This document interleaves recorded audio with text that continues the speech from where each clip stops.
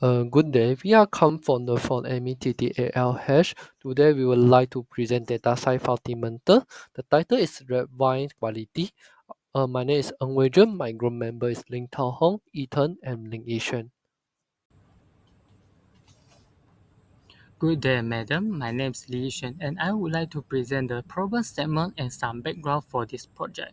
First and foremost, why do we need to investigate red wine quality? The answer is because traditional certification is time-consuming, costly, and subjective. Complicated and strict standard procedure must be followed step by step in order to obtain certification from the authorities. Secondly, we need to observe the wine quality and relate it to measurable chemical properties such as acidity, pH value, and alcohol. Furthermore, one of the achievements of this project is streamlining production and reducing dependency on human-based evaluation. In the meantime, we can reduce the human error during evaluation. Last but not least, we can have a faster and more objective quality assessment which will help the producer in maintaining consistency and meeting market demand efficiently. Hi, my name is Lim Tao Hong, and I'll be talking about the dataset overview. Our dataset comes from Kaggle Red Wine Qualities datasets, and there will be in total of 1,599 bottles of red wine samples. So our target variables will be quality scores, which test by human, and there will be in total of 11 numerical input variables, and there will be 4 under acidity and pH, which is all considered as float data type. And for sulfur compound, for the free sulfur dioxide and total sulfur dioxide, they are considered as integer data type. For sulfate, it is also under float data type. For others, these four is categorized as float data type. So next, I'll be talking about the alcohol content and wine quality. So how does quality vary with alcohol content? Is there an alcohol content range associated with peak quality? And does quality decline beyond that range? Let's see, okay? So for lower quality wines, they tend to have 9 to 10.5% of alcohol content. And for higher quality wines, it tend to have around 11.5 to 12.5 of alcohol content. As we can see, there are no clear drop off and sharp decline in quality when beyond of 13 alcohol content, since there are too few samples to show the quality drop. In this way, we should target an alcohol content of 11 to 13% of alcohol content to maximize the perceived quality in the red wines. So that's all for my part. Thank you.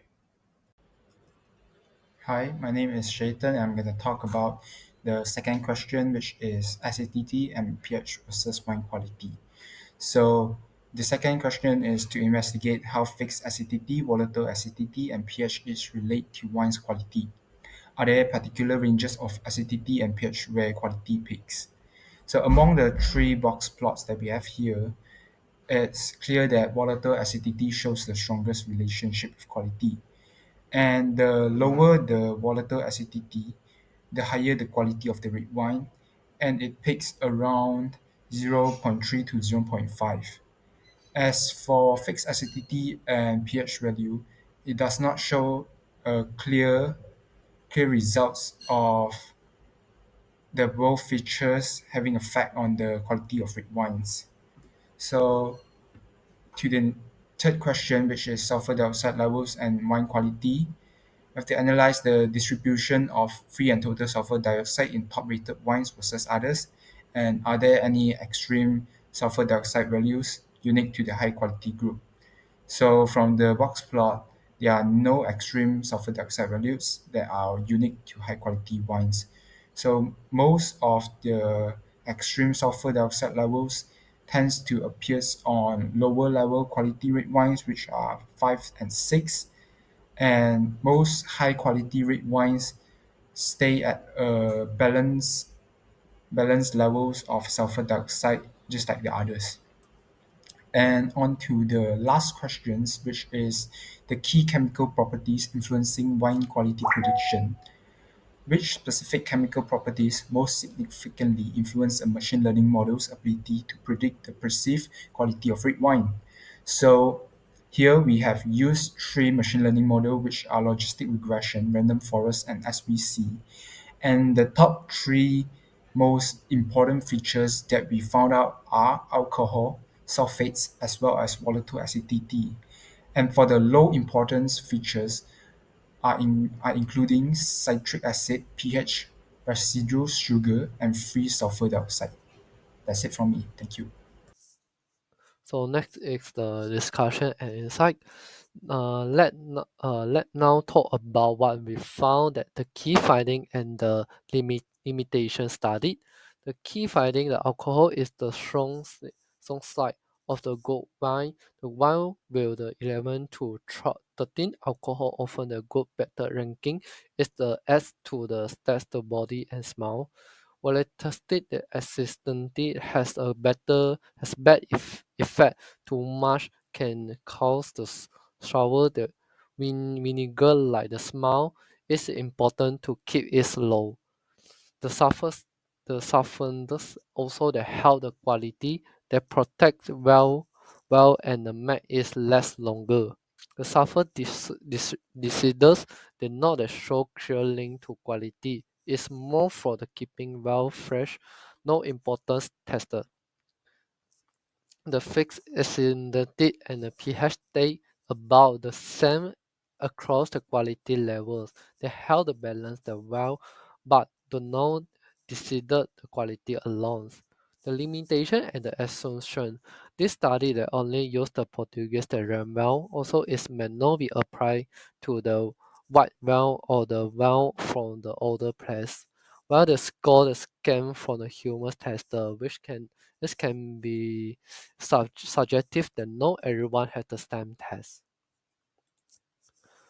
So next is the conclusion. To while out our study that show that the data science and the machine learning can really help us to understand that make a good model of the Portuguese red mail. For all the chemical feature, we look at the alcohol, volatiles, acidity, and the sulfurs were the most important for the prediction of well quality. The machine learning model as we use has a logistic regression, random forest, and the SVC. The confirmed that the result will good accuracy. That's mean that the tools are not only the trustworthy, the all, but it also that's useful in the real world. Well is the king of data that when a mark can be checked and improve the well the quality using the number, not just the option is to help them board them more consistently, save the money and reduce the guesswork. In the end, this approach often a smarter and more reliable way to evaluate the wine based on the science and not just the test. Thank you.